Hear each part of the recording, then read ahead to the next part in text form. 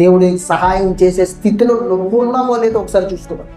నీకున్నటువంటి సమస్యను బట్టి, శోధన బట్టి, పరిస్థితిని బట్టి నువ్వు మోకరించి ప్రార్థన చేసినప్పుడు దేవుడు నీకు సహాయం చేసే స్థితిలో ముందు నువ్వు ఉన్నావో లేదో నిన్ను నువ్వేం చేసుకోవాలి?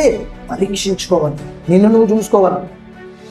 అంటే దేవుడు నీకు సహాయం చేస్తున్నాడంటే దేవుడితో నువ్వు అనుభవాన్ని కలిగి ఉన్నావు.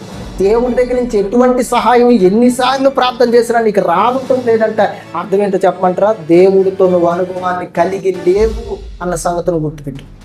ప్రార్థనలో, సహవాసంలో దేవుడితో నువ్వు అనుభవాన్ని కలిగి ఉంటే నువ్వు ప్రార్థన చేసినప్పుడు దేవుడు అంటాడు. ఎలీషా చేసిన ప్రార్థన చొప్పున ఆ జనులను అంతా తుత్తముట్టలేదు దేవుడు.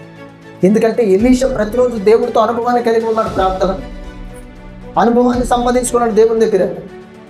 ఈరోజు నువ్వు దేవుడితో అనుభవం ఉంటేనే నీకు శ్రమ వచ్చినప్పుడు, నీకు దుఃఖం వచ్చినప్పుడు, నీకు బాధ వచ్చినప్పుడు, నీకు సమస్య వచ్చినప్పుడు, నీకు శోభ వచ్చినప్పుడు, నీకు కష్టం వచ్చినప్పుడు, నష్టం వచ్చినప్పుడు నీ ప్రార్థన దేవుడు విని నీకు సహాయం చేస్తాడు.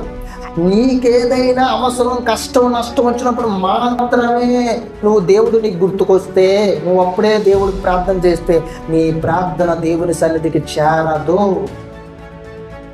కానీ ఎలీషా ప్రవక్తలాగా ప్రతిరోజు దేవుడితో నువ్వు అనుభవాన్ని కలిగి ఉంటే ప్రార్థనలో నిజంగా నీకు కష్టం వచ్చినప్పుడు, నిజంగా శత్రువు నీ మీద దాడి చేసినప్పుడు, నిజంగా శోధన నీకు ఎదురైనప్పుడు అప్పుడు నువ్వు ప్రార్థన చేస్తే నువ్వు దేవుడితో అనుభవాన్ని కలిగి ఉన్నావు గనుక నీ ప్రార్థన దేవుడు ఏం చేస్తాడో ఆలకిస్తాడు.